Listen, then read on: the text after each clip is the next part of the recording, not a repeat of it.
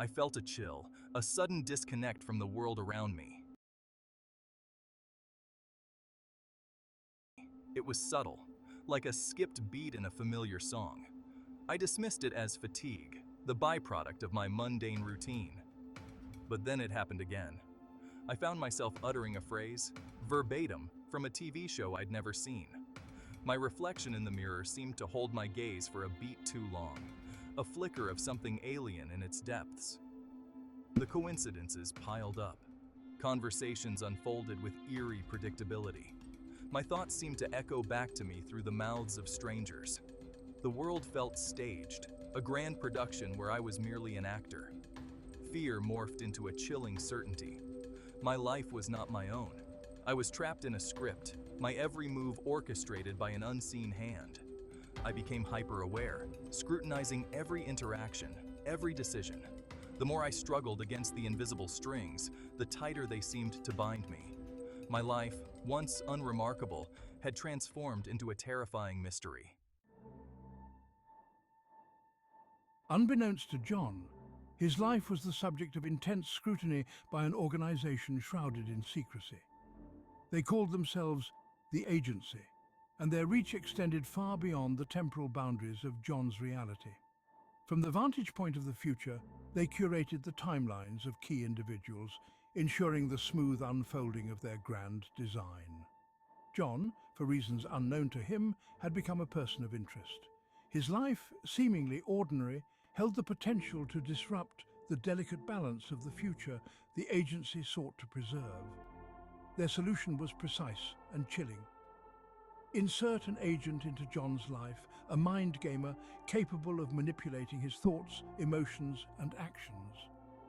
The agency believed in subtle influence, the gentle nudging of fate rather than brute force.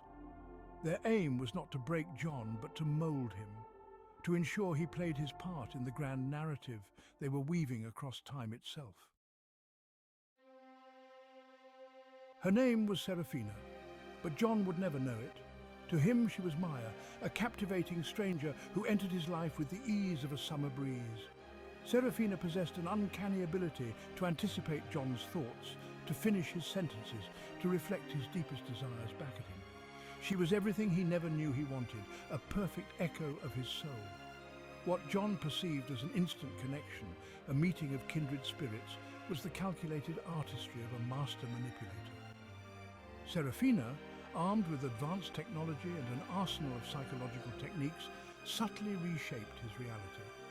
She planted ideas, triggered emotions, and even manipulated his sensory experiences, all the while maintaining the illusion of normalcy.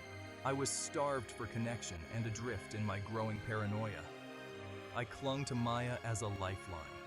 I confided in her, shared my deepest fears, unaware that I was feeding my tormentor, revealing the very essence of my being to the one who sought to control it. Despite Serafina's meticulous efforts, cracks began to appear in the facade. My subconscious, that primal part of me that yearned for autonomy, sent out warning flares. A word mispronounced, a flicker of hesitation in Maya's eyes, moments where her carefully constructed persona slipped, revealing the machinery whirring beneath. My dreams became vivid, filled with cryptic imagery and a pervasive sense of dread. I'd wake up in a cold sweat, the feeling of being watched clinging to me like a shroud. He started noticing patterns in Maya's behavior, a certain detachment, a coldness that lurked beneath her warmth. The seeds of doubt, once sown, grew with alarming speed. I started questioning everything, suspecting everyone. His once trusting nature morphed into a fortress of suspicion, his mind a battleground where trust and paranoia waged war. Serafina hadn't anticipated the depth of John's spirit, the resilience of the human will. I'd been trained to view my targets as pawns, their lives mere threads in the grand tapestry of time. But John's humanity, his vulnerability, chipped away at the walls I'd erected around my heart. She found herself questioning the righteousness of her mission, the cold calculus of the agency's methods. The closer I got to John, the more I understood the cruelty of our manipulations. I saw the toll my actions took on him, the fear that gnawed at his soul, the doubt that poisoned his every thought. Yet she was bound by duty, by the oaths she'd sworn. I reminded myself that my role was vital, my actions necessary to safeguard the future.